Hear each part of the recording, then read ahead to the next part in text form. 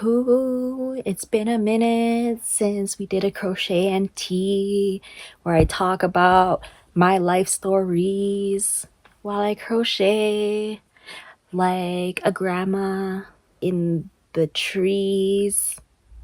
I'm currently working on my floral printed sweater. This is the first time I've done a floral pattern. I will be posting another video of my whole crochet vlog for this, where you get to see my little updates piece by piece and then putting it together. Since I'm not working on any other crochet projects, I thought, why not use this one while I spill some more tea? This is part 3 of my horror hookup stories. You'll get to see the finished product of what I'm currently making right now in another video. Right now, this is part multitasking, part following up with a series I'm doing on here. I love all my different series that I continuously come up with, but the ones I have right now, I love them. This is number 3, me spilling tea about my own life. The first horror hookup story, I believe, was in 2023. The second one was about 2022.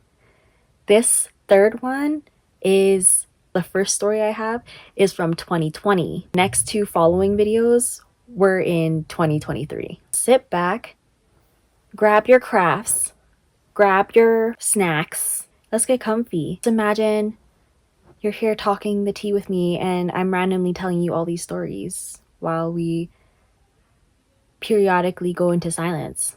It's all. Let's jump into it. We're gonna refer to the first one as Hamilton, only because I do not know his zodiac sign. I don't know his birthday. And if I did know it, I definitely don't remember. This was during my first year in the new city, moving away from Calgary into Hamilton. It had been one of my longest times of being single ever.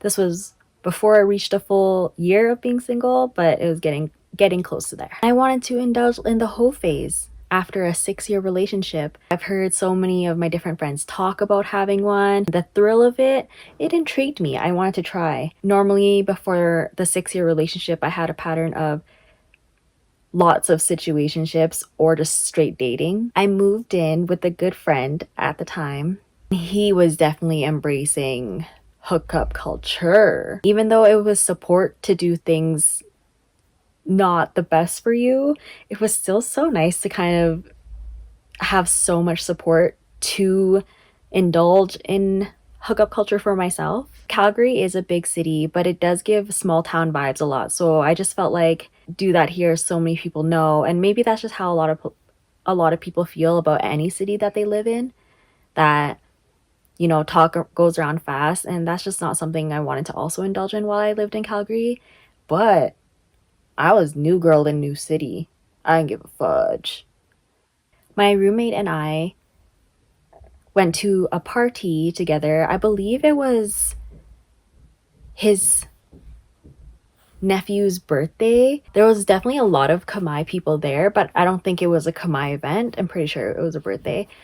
We went with some of our other friends as well who were Laos and Cambodian. There was this person I met at the party. He knew my friends. I believe they all went to school together, but I didn't know him before that event. I got super litty there, and we ended up exchanging numbers. Something about me and being litty is I am so confidently bubbly. There's some shyness. Even in my day-to-days, there's some shyness. I can feel myself hold back a little. But as soon as I got some drinks in me, girl, the confidence goes crazy. It's amazing. Back in 2020, that was when I really needed to drink to open up, to be who I truly wanted to be. But it did take a lot of drinking for it to happen that way. I don't remember being too flirty with him. I remember being kind, but I don't remember flirty, but who fucking knows. We were texting the next day. I told him about how my roommate wanted to continue the party and drink some more with my other friends. I didn't want to drink more that night. I was feeling a little risk high. He invited me over that evening. His friends were with him when he invited me, and I wanted to kind of go right when he invited. If you don't mind waiting until they leave, like they eventually will. But if I waited any longer at my place, I would have just stayed and drank. So I was like, oh, it's fine. I'll just hang out with you and your friends for a little bit. They were people I also met at the party the night before. Definitely awkward when I got there. Everybody knew why I was there. It was just so awkward. Played with the cat. I stayed with the cat in the kitchen until they basically left. Once they left, he put a movie on. We were watching it for a little bit. We were getting close, just really sitting side by side. His hand was on my leg. Eventually, things led where they led. But after some kissing, he turned off everything. Turned off the lights. He turned off the TV. It was a different kind of dynamic. 2020 Cynthia was not someone who spoke up for herself. Not even when I was uncomfortable. When I was uncomfortable with things, I would just suffer in silence. That was exactly what happened that night. I didn't mention it at all. Things heated up way more from the kissing. We moved into the bedroom where there was still nothing on, no lights, no background noise. It really felt like I was making noise for the both of us. Has happened to me before. Like, there was absolutely no noise even coming from him. I didn't even hear a moan. You know what I'm saying? Solo pleasuring, no noise. There was the actual event, no noise. The only time I heard him about to say something was when he was, about to release. And he just mentioned, okay, I'm about to release, which was the only time I heard anything. And I remember feeling so weird about the whole thing. A cat came on the bed at one point. Disappointed first comes to mind. I definitely didn't want that to happen ever again. I kind of ghosted him. I ghosted him. This is probably why I received the karma I have about ghosting, because I used to do it to people as well. I ended up going home right after that happened because I did not want to stay to cuddle with silence in the dark. I didn't want that vibe for me at all. As soon as I went into the hallway, because it was an apartment, and I saw the lights, I was so happy. I went back to my place. My roommates were still drinking. It wasn't even that late into the night by the time I left Hamilton's place. Drank with my roommates. Fuck it. I don't really know how I feel about what happened tonight. let me have some shots. That was probably my only time to this day where someone was just so silent. It's a huge turn off. If you're someone who can't fully express themselves the way they want during a really intimate moment like that, first, it just shows lack of emotions in general. Even my vibrators are louder. I also have a huge thing for dirty talk. So affirming, it adds to the whole feeling of it all. I did not enjoy it for the experience that there's no emotions or expressions here. See how this could be a huge self-worth lesson though? I just didn't want to deal with where I was staying, so I was okay with whatever was happening. Even though I knew it wasn't for me either. Even though I was single for the longest time I have been, I was not okay with being alone. Even though I had so much encouragement to dive into the hookup culture during that time, after every exchange that I had, it just left me feeling so much more worse about myself and so much more lonely. I don't know if y'all can tell, but she can get really impulsive. What follows impulse? Regret. For not thinking things through. Back then, I used to say regret a lot. That was one of those. I probably didn't attract someone like him again because of how adamant I was to not liking the silence. Like, y'all, I think it's still bugging me. That's why I keep bringing up. But that was Hamilton. Second story. First Capricorn experience was an oops moment for me. It was nearing the end of 2022, and that was when they declared celibacy for the first time ever. I was doing really well the first 4 months. I mean, that's when I got into crochet, learned my first crochet lesson. I even swapped being on Tinder for crochet. I just wanted something to do with my hands while I was at home before bed. I'm grateful that opting out of sex led to my love for crochet. In the 4 months, though, I ended up talking with someone through TikTok. At first, it was just super friendly. And then they had told me that they lived close to where I was living at the time. We ended up meeting in person after feeling comfortable talking as we were. We even went to go eat Korean barbecue for our first hangout. He was also the first person to ever give me like worship energy.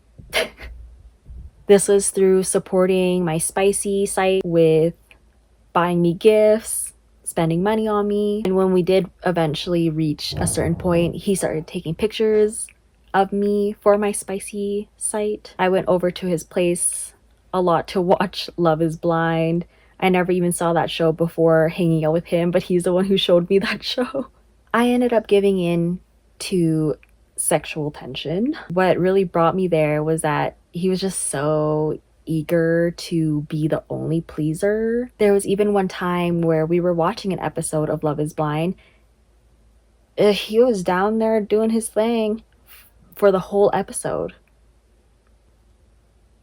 Though when we actually did hook up, I knew how disappointed I was in myself. As I was celibate, I told myself, and it was a goal, that my next time would be with someone romantic, planned out a well-intentioned thing, like even if it was at a hotel, but it was pretty. That was going to be my first time again after celibacy. But no, with this Capricorn, it was just in his room, his family about to come home from work. I never really felt like I had a romantic sexual encounter with anyone, except for maybe a couple times during my 6-year relationship. There was a lot more romantic intentions for some moments of ours, but not before that, and definitely not after that. We hooked up a couple times and they were not memorable at all. He came real quick every time. This was during a time I still didn't really know how to stay clear about the type of relationship I wanted, who I wanted to really share that kind of energy with. I was still figuring it out. After a couple times of our hookup, I ended up asking the awkward question of, so what are we? Even though I knew in my heart of hearts that this was not going to be a romantic thing. It didn't even start off romantic. And sure, we had some flirty moments. Sure, we had some cutesy moments, but I always knew it was not going to be a commitment. Part of me was like, but what are we? When I do ask that question, it brings me the clarity I need to stop indulging in stuff like that. Even though it hurts to hear, just what I need to know. I'm just such a sucker for really intense, passionate moments. She's just a horny gal. If I feel like the vibe is right and I feel comfortable, we're friendly with each other, it was just really easy back then to get some with me, I felt like. But the disappointment of not holding up to my own standards and being genuinely patient, ooh, the guilt I was putting on myself went hard. People would treat me exactly as I would treat myself, impulsive and careless. We all learn in our own ways. The next and last hookup story, though, was a synchronicity and a half, girl. I eventually moved cities when I was homeless, so the person I was staying with no longer could host me. That's where he lived near. So when I moved cities, and that's when we kind of just separated. Divine was like, okay, enough of this. Enough of allowing people like that to get the best parts of you for a moment.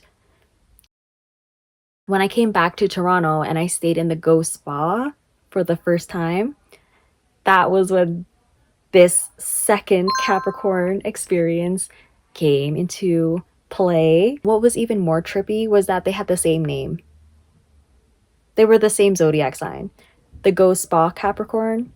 That happened 3 to 4 months after the first Capricorn. But I didn't have any encounters in between, so they were one after the next in that kind of way. Y'all.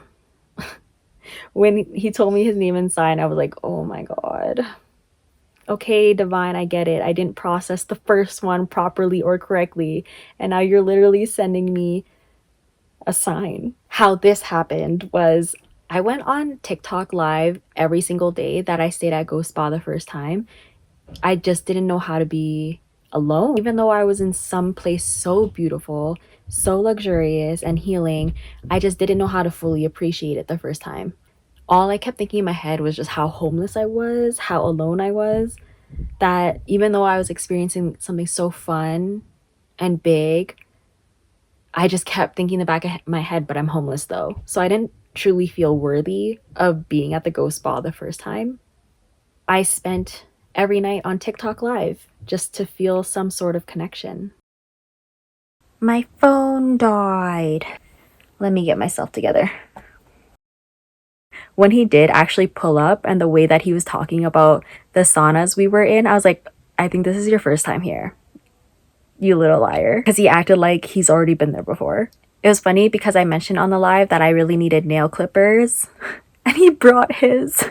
By the time someone had joined the spa with me, I was already there for a couple weeks. The loneliness factor was real, especially since I did want to enjoy being at the spa with someone. We had easy flow of conversations. The vibe felt comfortable but also very familiar. We had a little herby smoky smoke in the back when he first got there. I eventually shared a gummy with him after we had dinner. He said he was gonna stay the night there after feeling so many lonely nights. Hold up. More yarn.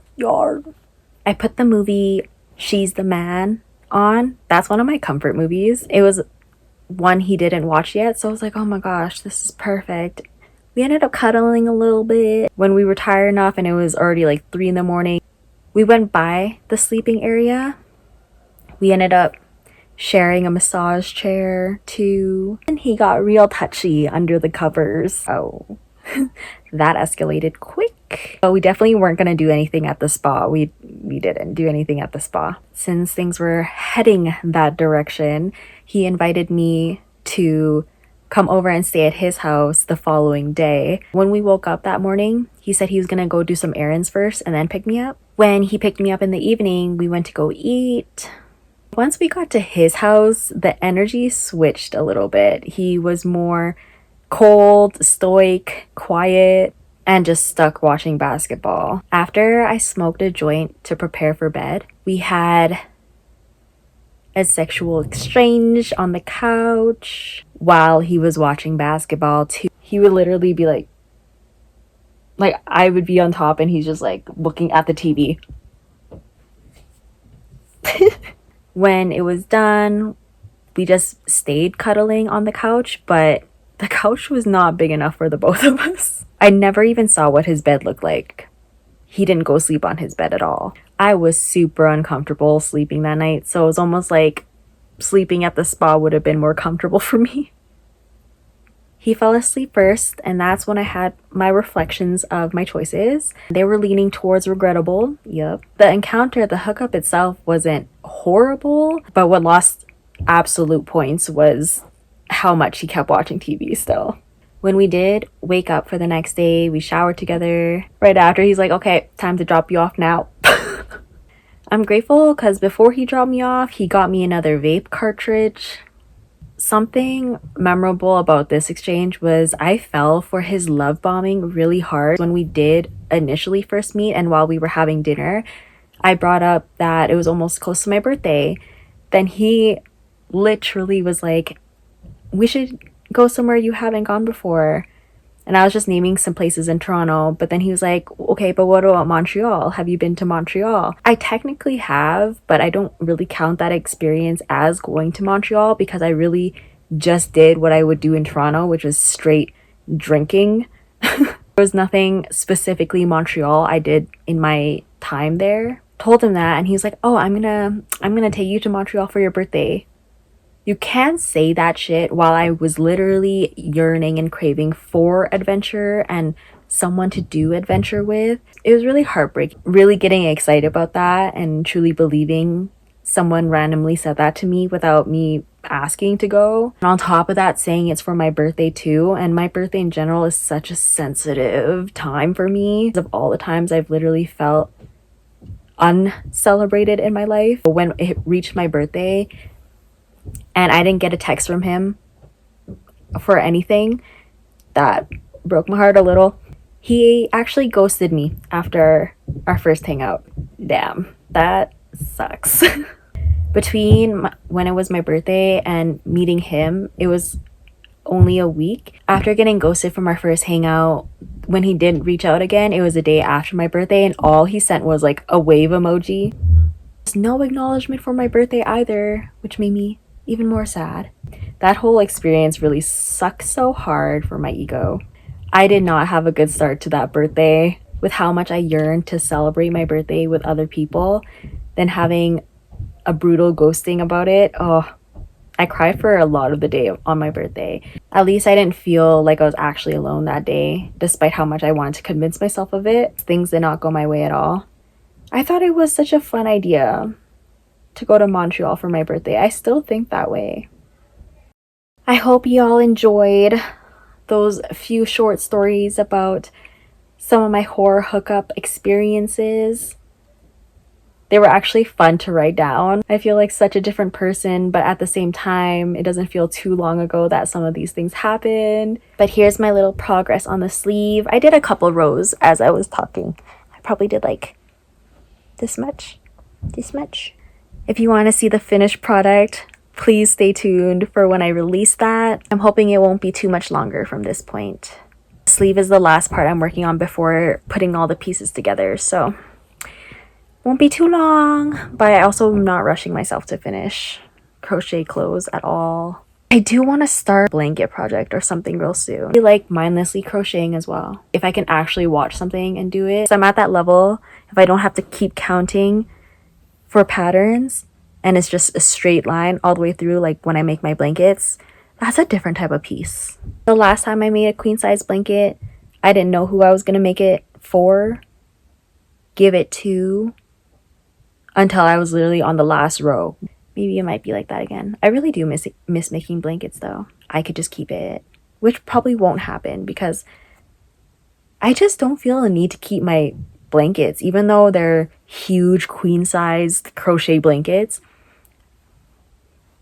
Maybe I will make myself one though, because I was actually planning on keeping the first one I ever made, which is in Ontario right now. I really want to gift it to the person who's holding on to my suitcases. It's been a couple years now of my suitcases being with someone in Ontario. I'm so grateful. There's no pressure to having to pick that up right away. Want to gift her. More than that, of course, but I really do want to give her the blanket. When I see her, when I pick up the stuff, I want to just say, just keep the blanket. It's yours. I hope she reacts to it well. I'm honestly thinking of going to Michael's tomorrow, picking out some yarn for my next blanket project. I really miss this one yarn store in Toronto called Romney Wools. It's a local shop. They just had really nice big balls of yarn. But a lot of other places, like Michael's for example, they have really affordable big balls of yarn, but I feel like the color is so plain. But we'll see. We'll see when I go to the store tomorrow what it looks like. Thank you so much for making it to the end. I hope you enjoyed these stories. Please, this is a safe space. Don't feel ashamed if you carry some of these stories. Just think of how much it's helped you learn a little bit more about yourself, even if it was through regret, repulsion, shame. You learned. You did it. It happened. You can learn as to not repeat it. And that's all we can ask of ourselves. Please let me know what story intrigued you more out of these three. And if you go back to the first couple videos of me sharing stuff like this, let me know which part was like questionable or what part stood out to you maybe. It'd be interesting to know.